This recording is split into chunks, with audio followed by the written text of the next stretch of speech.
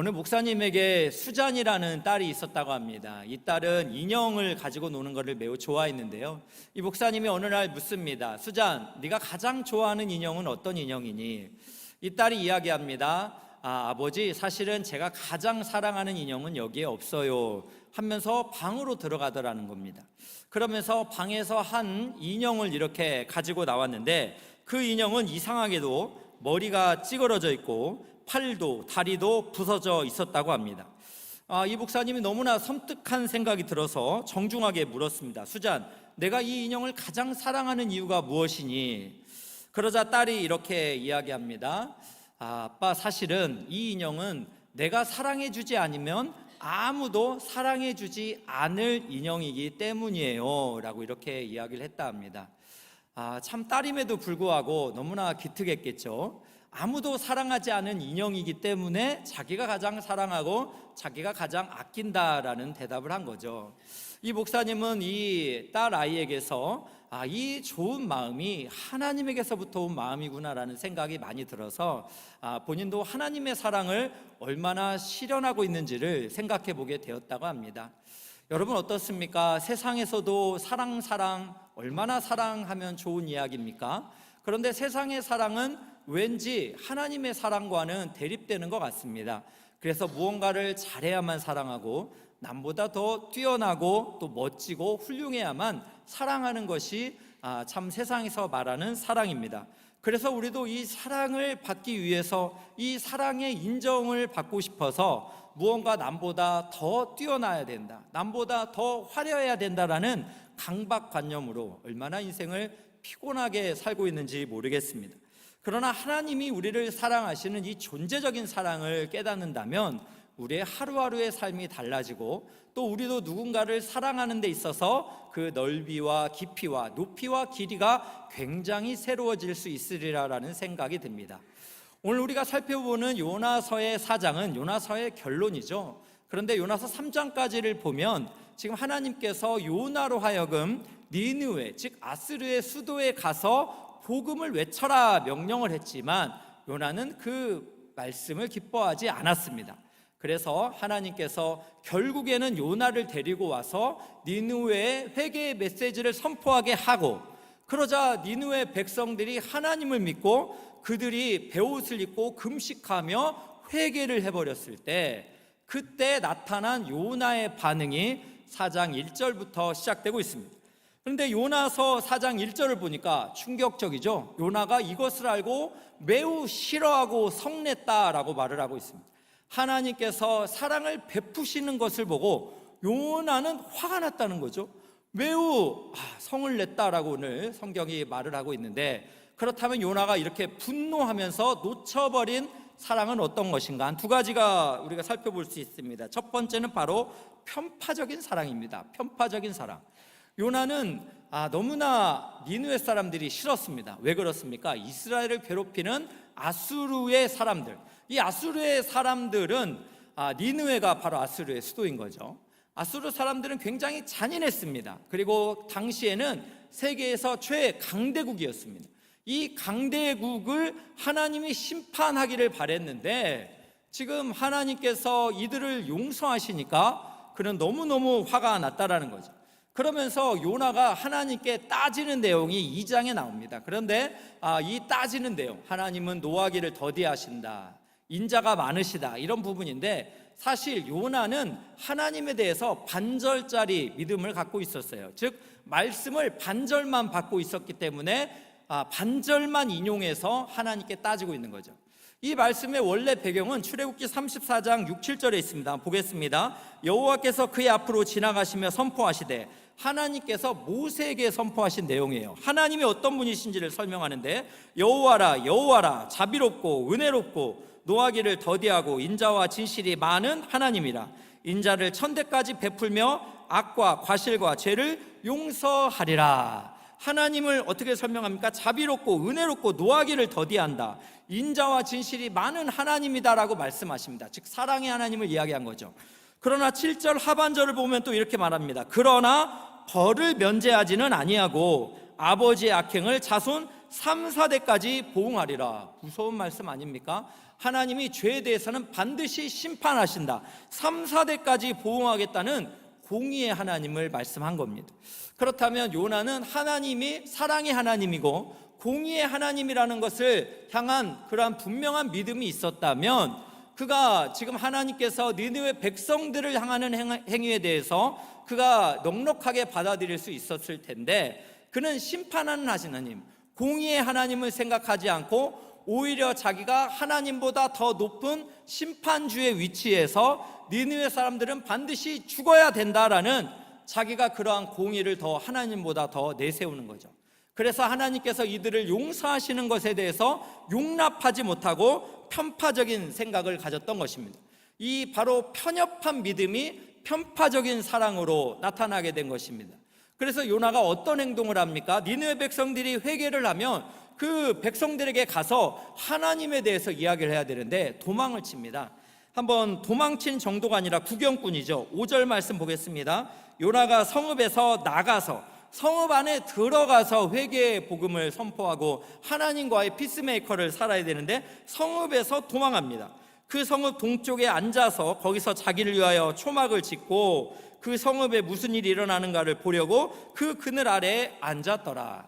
즉 성읍 안에서 섬겨야 되는 이 사명지를 떠나서 그는 하나님이 니느웨를 얼마나 어떻게 진노하시는가, 내가 이렇게 싫어하는데 하나님도 니느웨 백성들을 처벌해야 되는 게 아닌가, 끝까지 하나님이 어떻게 하는가를 지켜보고자 했던 연약한 선지자의 한 모습을 우리가 발견하게 됩니다. 여러분, 우리도 이 땅을 살아가면서 참 편파적인 사랑을 할 때가 많습니다. 공의의 하나님이 반드시 이 죄에 대해서 심판하신다라는 것을 알고 있다면 우리가 그 하나님을 신뢰함으로 때로는 타인에 대하여 넉넉한 이 사랑을 행할 수 있으리라라는 생각이 듭니다. 그러나 우리가 때로는 요나처럼 하나님보다 더 높은 위치에서 반드시 처벌해야 된다라고 정죄하고 그렇게 비난하는, 그래서 잘못된 죄를 저지를 때도 얼마나 많은지 모릅니다. 제가 이전에 교회에 있을 때 해외 선교부를 담당하는 한 목사님 있었습니다. 이 목사님께서 한참 이 난민에 대해서 참 이슈가 됐을 때, 정치적인 이슈가 아니라 하나님의 사랑을 받은 우리는 모두를 사랑해야 됩니다, 이런 복음을 전했는데 어떤 성도님들이 말씀을 듣다가 그냥 일어나서 나가버리시더라고요. 그러니까 들을 필요가 없다라는 것입니다. 이 목사님의 이 사랑은 저기까지는 향하면 안 됩니다, 이런 생각이 강했던 것 같습니다. 여러분, 이런 일들이 벌어졌을 때 얼마나 당황했는지 모릅니다. 저도 이전 교회에서 국내 선교를 담당했기 때문에 북한 선교학교를 6월이면 했습니다. 그래서 북한에도 여러분 우리가 기도해야 되는 내용이 많습니다. 북한에 있는 지하교회 형제들, 어떻게든 하나님을 믿으면서 북한을 위해서 그 나라가 김일성 우상 체제로부터 하나님을 절대적으로 믿을 수 있도록 기도하는, 그렇게 눈물로 그렇게 기도하는 형제들을 위하여 우리가 기도하고 또 그 땅을 하나님께서 정말 복음으로 새롭게 하시기를 우리가 기도해야 되는 그런 목적으로 북한 선교학교를 엽니다. 그런데 잊혀지지 않는 일들이 있었는데요, 제가 북한 선교학교를 이렇게 홍보를 하고 이렇게 우리가 그 땅을 위해 기도합시다 이렇게 하고 있는데, 어느 예배가 마친 날 어떤 청년이 제게 와서 목사님 지금 뭐 하시는 겁니까? 하면서 굉장히 저를 당혹하게 했습니다. 함께 선교학교를 준비하던 우리 동역자들도 난처했던 환경이 있었어요. 그러니까 정치적인 어떤 이슈를 가지고 바라보니까 참 하나님의 사랑에 대한 이 복음의 순수성을 신뢰하지 못하고 편파적으로 생각하는 경우가 얼마나 마음이 아팠는지 모릅니다. 여러분, 우리는 정말 하나님의 사랑으로 온전하게 사랑하고 있습니까? 이전에 어떤 남자 성도님은 참 이렇게 다락방에 좀 들어가 보라고 하니까 그분이 이런 말을 했습니다. 목사님, 저는 그 다락방 못 들어가겠습니다. 왜냐고 물어보니까 그 다락방의 구성원은 나이가 좀 많으신 분들인데 저는 그분들과 함께 정치색이 다르기 때문에 함께 다락방에 갈 수가 없습니다. 여러분, 이런 생각을 우리 크리스찬들이 가지고 있다는 게 너무나 놀랍지 않습니까? 그러나 남을 판단하기 전에 내 안에는 그런 마음이 없는지, 뭔가 구분짓고 우리가 판단하며 정죄하고 있지는 않은지 생각해 봐야 됩니다. 왠지 우리는 일본 선교를 합시다 하면 사람들이 그렇게 달가워하지 않습니까? 일본이 우리를 괴롭혔기 때문에, 침략했기 때문에 그 땅에 사랑을 전한다는 것은 아닙니다라고 생각하는 분들이 많이 있는 것 같습니다. 정치색을 뛰어넘는 하나님의 이 성경에서 말씀하시는 사랑을 생각한다면 우리가 이 국경을 초월하는 사랑, 또 하나님의 마음이 어디에 있는지 영혼을 긍휼히 여기시는 이 마음을 빼앗겨 버린다면 우리도 요나와 무엇이 다를 수 있을까라는 생각을 해볼 필요가 있습니다. 여러분, 우리 가정 안에서도 우리가 가족의 모두를 사랑해야 되는데 가족을 이렇게 구분짓고 또 뭔가 참 편파적으로 생각한다면 오늘 말씀 앞에서 스스로를 좀 되돌아볼 수 있기 원합니다. 두 번째로 이 요나가 놓쳐버린 사랑이 있다면 두려움을 넘지 못한 사랑이라고 합니다. 여러분, 하나님은 사랑에 대해서 요한일서에서 이렇게 말씀했습니다. 요한일서 4장 18절입니다. 사랑 안에 두려움이 없고 온전한 사랑이 두려움을 내쫓나니. 여러분, 하나님이 우리에게 주시는 사랑은 두려움이 없는 사랑입니다. 그 하나님의 사랑이 가득한 온전한 사랑은 이 땅에서의 모든 두려움을 내쫓을 수 있다라는 거예요.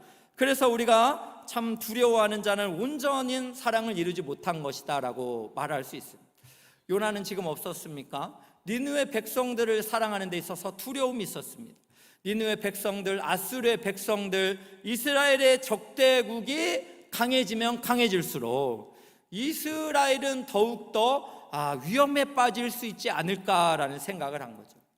여러분, 오늘 2부 찬양대 찬양도 얼마나 은혜롭습니까? 참 나의 도움이 어디서 올꼬? 눈을 들어 산을 보아라. 하나님이 우리를 지키시는 자다. 졸지도 주무시지도 않는 분이시다라는 믿음이 있으면 여러분, 그 하나님을 향한 온전한 사랑이, 온전한 믿음이 우리를 위협하는 많은 두려움으로부터 이길 수 있다라는 거죠. 그런데 여러분, 우리가 그런 총론에는 강하지만 우리가 직면하는 강론에는 매우 약합니다. 그래서 여러분, 누가복음 10장을 보면 강도 만난 자가 나오잖아요. 이 강도 만난 자 얼마나 힘듭니까? 그런데 많은 이 제사장 레위인들이 다 도망칩니다. 그러한 내용들이 누가복음 10장 31절에 나오는데 한번 보겠습니다. 마침만 제사장이 그 길로 내려가다가 그를 보고 피하여 지나가고. 어떻게 했다고요? 보고 피하고 지나갔다. 모른 척 했다는 거죠. 종교 지도자의 레위인은 어떡합니까? 또 보고 피하고 지나갑니다. 그러나 누구? 사마리아인. 이 사마리아 사람은 유대인들이 정죄하는 사람, 혼혈족 아닙니까? 그래서 그들이 정죄하는 사마리아 한 사람이 어느 때요? 여행 중에 이 사람을 보고 불쌍히 여겼다. 보고 불쌍히 여기는 하나님의 이 마음을 참 가지고 있었던 것 같습니다. 그래서 어떻게 합니까? 돌보아줬다라고 말합니다. 또 돌보아준 정도가 아니죠. 동전을 주면서 앞으로까지 책임지는 사랑을 이야기합니다. 여러분, 이 제사장과 레위인, 강도 만난 사람이기 때문에 주변에 여전히 강도의 위협이 있을 수 있습니다. 그래서 무서워서 도망쳤을 수도 있어요. 그러나 그런 위험을 감내하는 이 두려움을 뛰어넘는 것이 하나님의 사랑이다라는 것이죠. 여러분, 이것을 생각할 때 우리의 사랑은 어떠한가요? 이 사랑에는 항상 두려움이 내포하고 있습니다. 이 위험을 초월하는 것이 진정한 하나님이 말씀하시는 사랑이에요. 하나님은 죽기까지 우리를 사랑하신 이 사랑을 생각한다면 우리도 이 두려움을 뛰어넘는 하나님께 전적으로 맡기는 초월적 사랑을 우리가 실천할 수 있어야 한다는 것입니다. 저는 말씀을 묵상하다가 이전에 참 결혼 예비학교를 했던 생각이 나는데요. 결혼 예비학교에 참여했던 우리 한 형제와 자매가 있었습니다. 그런데 결혼 예비학기 1주차가 끝나고 이 형제에게 폐암이라는 것을 발견을 하게 돼요. 여러분, 결혼하기 전이잖아요. 그러니까 이 자매가 얼마나 참 마음이 여러 생각이 들겠어요. 이 형제와 결혼하면 폐암일 것이고 얼마나 살지 모르고 굉장히 위험하잖아요. 나에게 다가오는 두려움은 어떻게 해야 되는가? 여러분이라면 어떻게 하겠습니까? 여러분이 부모라면 뭐라고 말씀할 수 있었겠어요? 그러나 여러분, 이 자매님은 결국 하나님을 향한 온전한 사랑을 신뢰하면서 이 형제를 품에 안습니다. 그래서 아름답게 결혼을 했고, 제가 알기로 제주도에서 한 식당을 하면서 참 이웃을 사랑하면서 섬기고 있다라고 알고 있습니다. 여러분, 이렇게 우리의 사랑은요, 위험 부담이 항상 있습니다. 그 사랑을 우리가 실천할 때 참 하나님께서 기뻐하신다라는 것을 생각한다면 우리가 두려움보다 더 위대하신 하나님, 그분의 주권을 신뢰하면서 참 우리가 그 사랑을 실천할 수 있으면 좋겠습니다. 그렇다면 여러분, 요나가 기억해야 되는 하나님이 있다면 어떤 하나님일까? 첫 번째는 물질보다 생명을 더욱 사랑하시는 하나님을 우리가 좀 생각을 해 보아야 할 것입니다. 여러분, 사람은 물질을 사람보다 더 사랑할 때가 많습니다. 실제로 사회생활을 하다 보면 그렇게 해야 되는 경우들이 좀 많죠. 그런데 우리가 예수 안에서 만난 관계들, 또 사랑하는 가족들을 생각해 볼 때, 여러분, 돈 때문에, 여러분, 물질 때문에 우리가 사람을 배신하고 심지어 사람을 죽이는 경우도 얼마나 많은지 모르겠습니다. 하나님은 이 요나에게 박넝쿨을 보여주면서 이 박넝쿨이 하루 동안 요나에게 행복을 줬지 않습니까? 어떤 행복을 줬습니까? 뜨거운 햇살을 가려주는 이 기쁨과 즐거움과 유익을 요나는 누렸습니다. 그런데 다음 날 하나님께서 벌레를 통하여 박넝쿨을 다 제거하시니까 요나는 이 행복을 잃어버리잖아요. 그러면서 무슨 말을 하는 거예요? 그는 죽기를 원한다라고까지 이야기합니다. 정말 요나는 니느웨 사람들이 하나님의 용서받는 것을 진짜 싫었던 것 같습니다.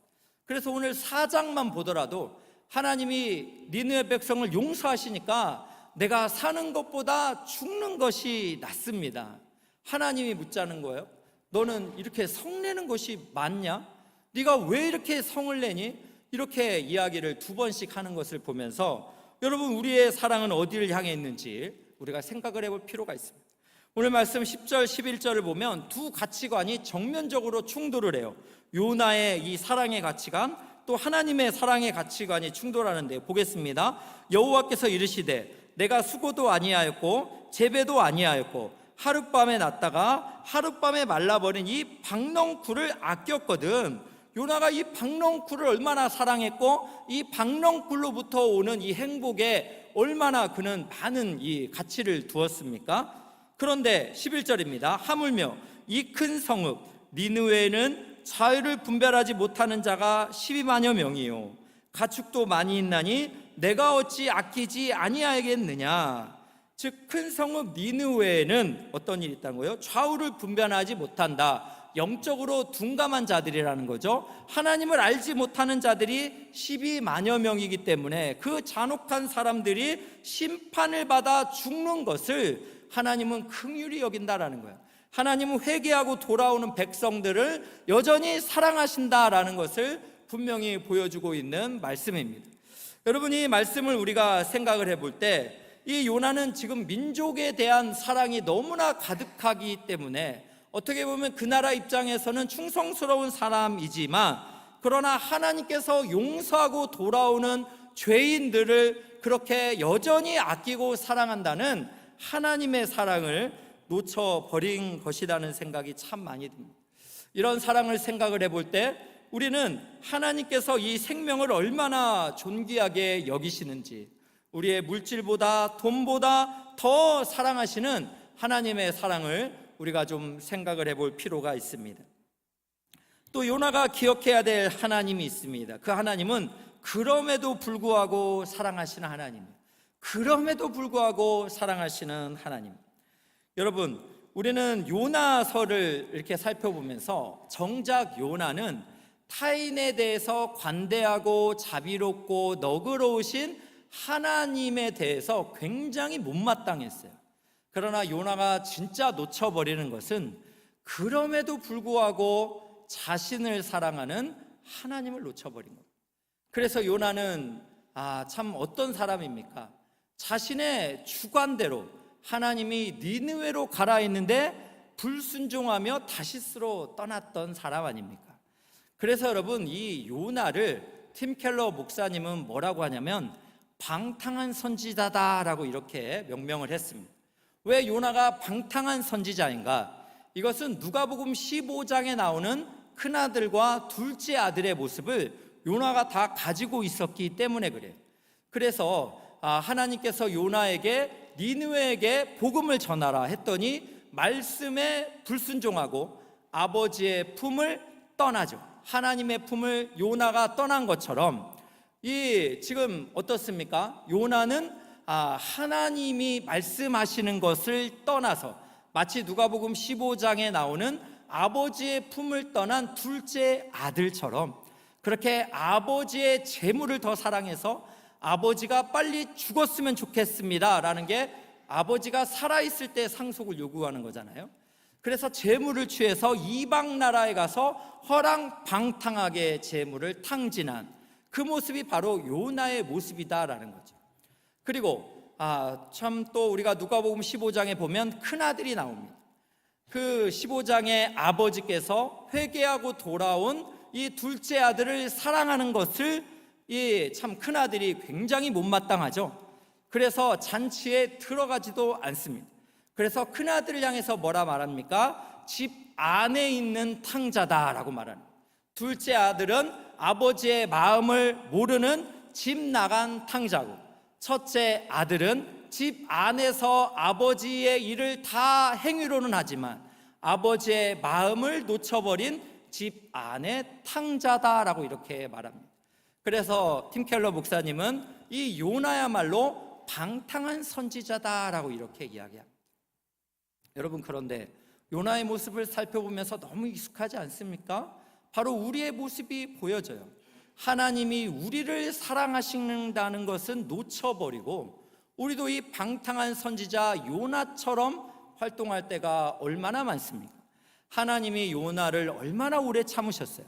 이렇게 불순종하고 다시스로 떠난 요나를 풍랑을 일으키시고 또 큰 물고기를 예비하셔서 니느웨로 돌아오게 하신 하나님, 또 요나서 4장에만 보면 하나님께서 실물 교육을 시키세요.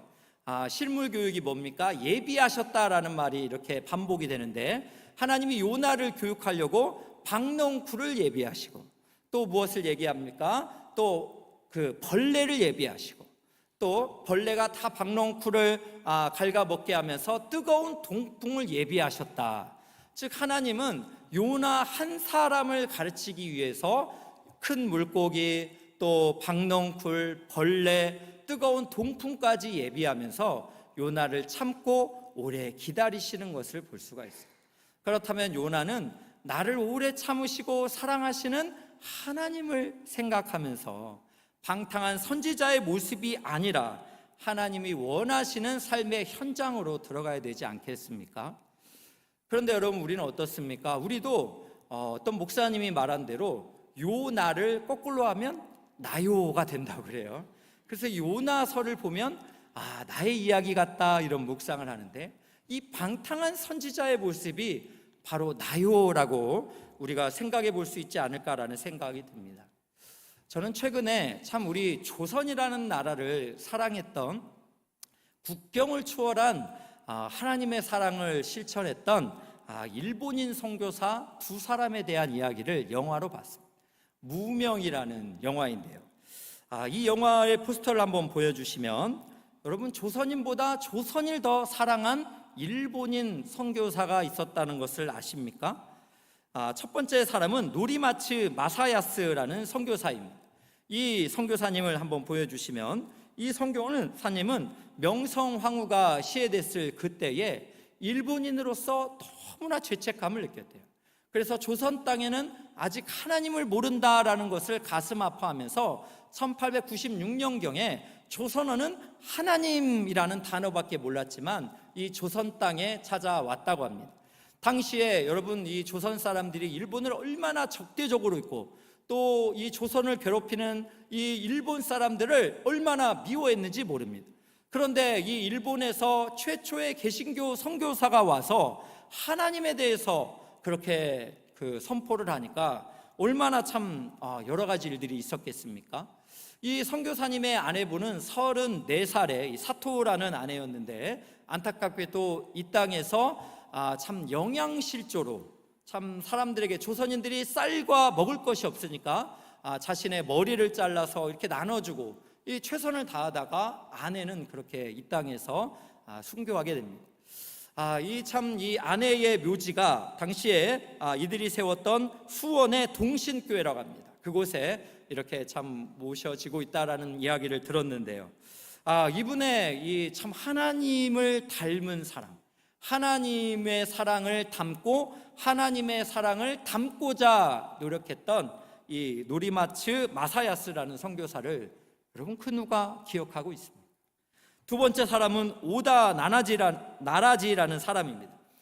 이 사람은 당시에 신사참배가 강요당했던 그 1930여 년대였던 것 같습니다. 그때에 참 일본이 뭐라고 했습니까? 신사참배는 국민의례다라고 이렇게 속였죠. 이것을 참 가슴 아파했던 이 오다 나라지라는 선교사는 평양의 숭실대학교 강단에서 6천 명이 모여있을 때 그는 목숨을 걸고 담대하게 말을 합니다. 신사참배가 종교 행사가 아닌 국민의례라는 소리는 다 거짓말입니다 라고 그가 선포를 합니다. 그래서 하나님을 믿으십시오라고 이렇게 대놓고 자기의 목숨을 걸고 이야기를 했습니다. 결국 이 오다 나라지라는 선교사는 고진 고문을 다 당하고 조선에서 추방을 당하면서 일본에서도 계속 이 조선 땅을 위하여 기도하고 선교를 했던 분으로 알려져 있는데요. 여러분, 우리가 알지도 못하고 기억하지도 못하는 이 무명의 선교사 두 사람, 이들이 하나님의 사랑을 담으니까 하나님의 사랑을 닮아갈 수 있었다는 거죠. 이들에게는 편파적인 사랑이라든지 또 목숨이라는 이 두려움, 위험을 뛰어넘는 하나님의 사랑을 실천할 수 있었다라는 것인데요. 이것은 근원적으로 하늘의 하나님이 우리를 사랑하신 십자가 안에서 국경을 초월한 이스라엘뿐만 아니라 지금의 이방인 우리들도 예수 그리스도를 통해 구원을 얻을 수 있는 이러한 놀라운 사랑을, 또 십자가에서 죽음으로써 그 모든 것을 완성하신 이 하나님의 사랑을 참 우리가 생각해 볼 때 그 사랑을 받은 사람들은 이 땅에서 어떤 삶을 살아야 될지 우리가 생각해 볼 수 있습니다. 요나서의 결론은 여러분 열린 결론입니다. 이 요나서가 미완성한 결말을 갖고 있어요. 하나님이 이렇게 말씀하실 때 요나가 어찌어찌 했다라는 이런 결론이 아닙니다. 이렇게 요나서가 열린 결말을 하는 것은 이 말씀을 오늘 이 시간 받은 여러분은 어떤 사랑을 실천하기를 원하는지 결단하라는 것을 하나님이 우리에게 묻고 있습니다. 오늘 말씀을 보면서 참 저도 참 많은 생각을 들었습니다. 내가 성경을 너무 편협적으로 알기 때문에 하나님의 이 위대한 사랑을 잘 몰랐구나.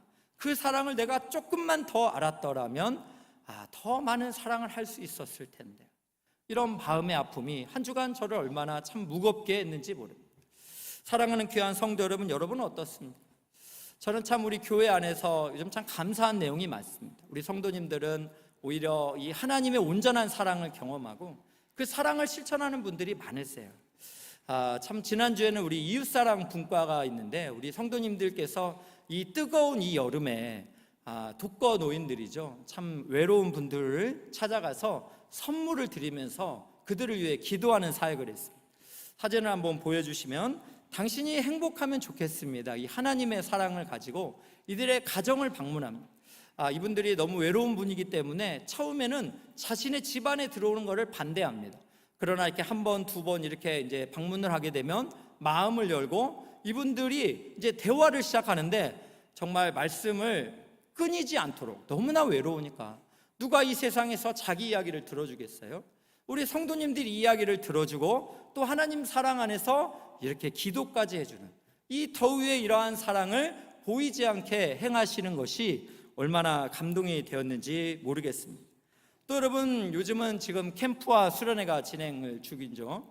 어제도 보니까 우리 유아 유치부 또 초등부 캠프를 위해서 우리 성도님들이 얼마나 참 사랑의 수고를 다하시는지, 또 식당뿐만 아니라 또 여러 가지 주차와 또 여러 가지 아이들을 위해서 사랑을 베푸시는 우리 성도님들을 보면서 하나님의 사랑을 담아서 하나님의 사랑을 닮은 모습들을 얼마나 참 감사하게 보는지 모르겠습니다.